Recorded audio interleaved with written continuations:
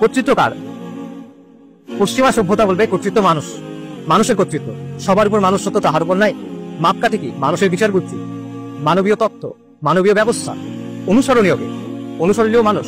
কোন মানুষ? সেখানে মত পার্থক্য হতে পারে।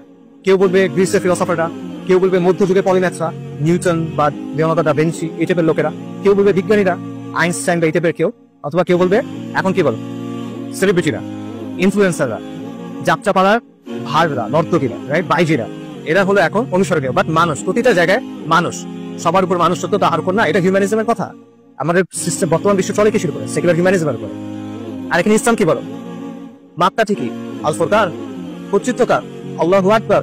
সবকিছুর উপরে আল্লাহ কর্তৃত্ব, সবকিছুর ঊর্ধ্বে আল্লাহ। অনুসরণীয় দৃষ্টান্তকে রাসূলুল্লাহ সাল্লাল্লাহু আলাইহি ওয়াসাল্লাম। কেন? কারণ তিনি আল্লাহ প্রেরিত পুরুষ। এই জায়গায় আপনি দেখেন পশ্চিমা সভ্যতা যে কাজটা করতেছে, যেই বিষয়টা আল্লাহর জন্য নির্দিষ্ট, সেটা সে এনে কার উপর আরোপ করতেছে? মানুষের উপর আরোপ করতেছে। যে জিনিসটা আল্লাহর জন্য নির্দিষ্ট, সেটা যখন অন্য কারোর উপর আরোপ করা হয়, এটাকে আমরা ইসলামে কি বলি? তার মানে পশ্চিমা সভ্যতার সাথে আমাদের দ্বন্দ্ব আছে কি নাই? অবশ্যই আছে। এটা আকাইদি দ্বন্দ্ব, আর এটা নতুন কোনো দ্বন্দ্ব না। এটা মানব ইতিহাসের শুরু থেকে চলা দ্বন্দ্ব।